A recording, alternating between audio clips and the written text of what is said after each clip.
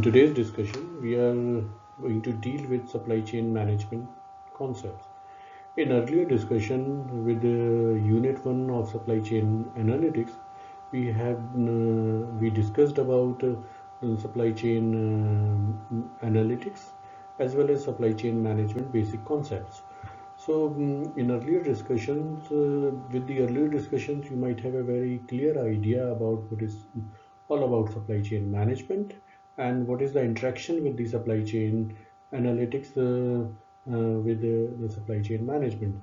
Now, in today's discussion, we are going to deal with supply chain management concepts or the intervening concepts of supply chain management, how it you can say how it deals with how it affects the concept of supply chain management. As per the you can see prerequisite, the student needs to understand the operations management concepts, logistics and supply chain concepts, sourcing and material management concept, as well as mathematical and statistical modeling concepts. These are the prerequisite for to understand that particular course or to go through in that particular course. Objective of this course to learn to understand the operations management, the concepts of the operations management, you can say the wider aspects of the operations management, as well as logistics and supply chain management concepts. To understand the things better analytically, student have very good idea about operation research and mathematical modeling.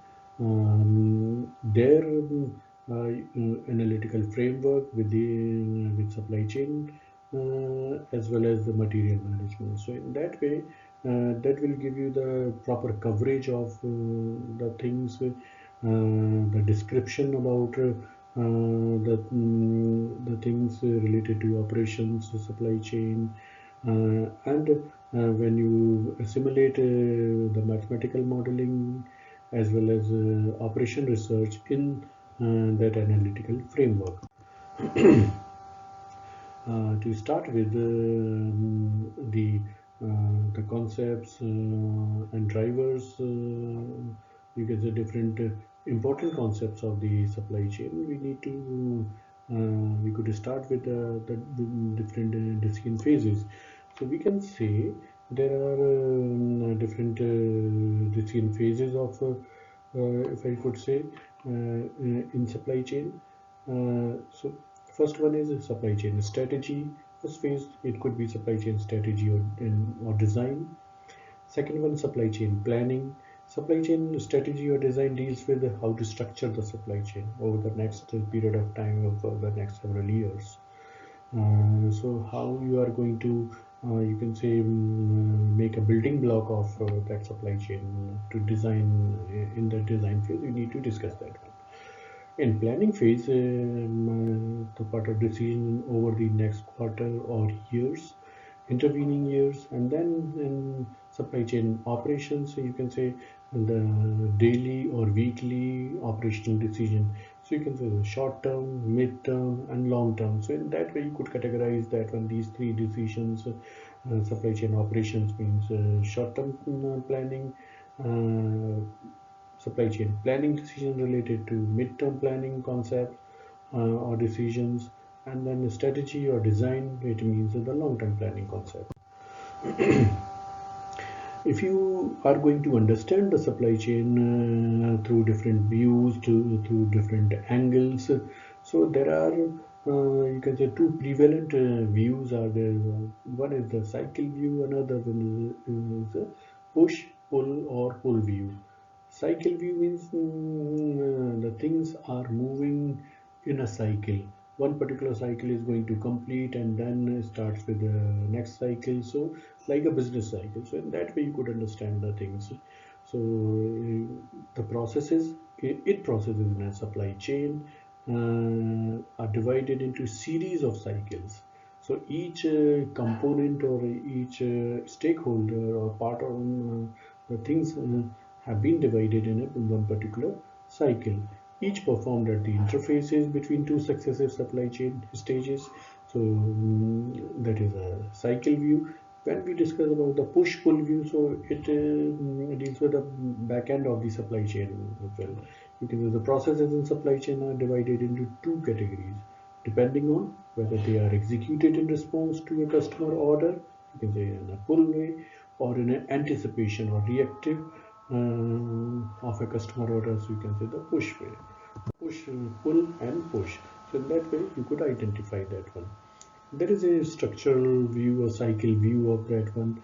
You can say with the different stakeholder from the supplier, manufacturer, distributor, retailer, and customer. So here you can find it out.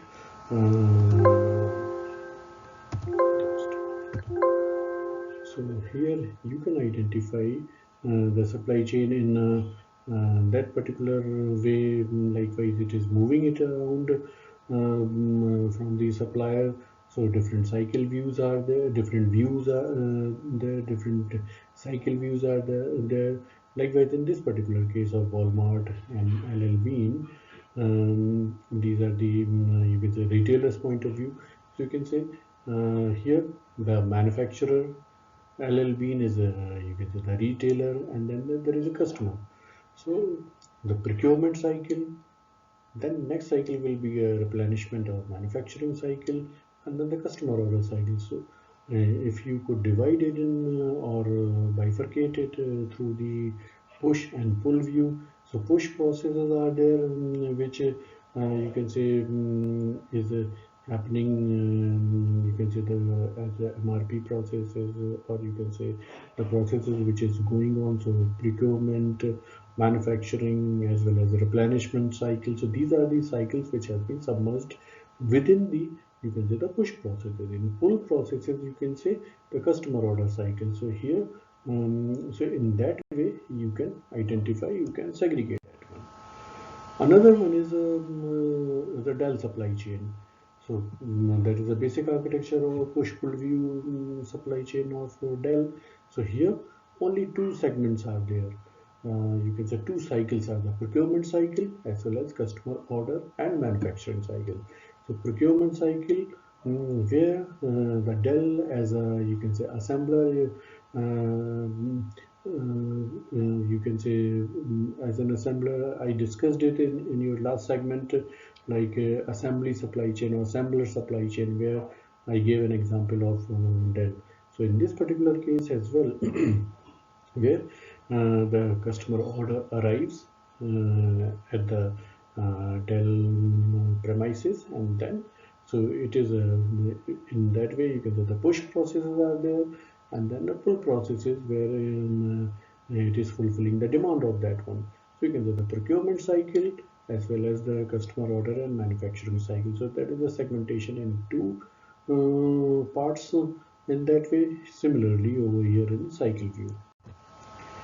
Next, if I could say about the different processes, macro processes, broader processes, the macro view of the supply chain. So macro processes of the supply chain through the supplier, organization, as well as customer. So three segments, or in three different parts, which we could divide it. SRM, supplier relationship management, which deals with sourcing of the material, negotiate with the supplier, buying decisions related to suppliers, design collaboration, and supply collaboration.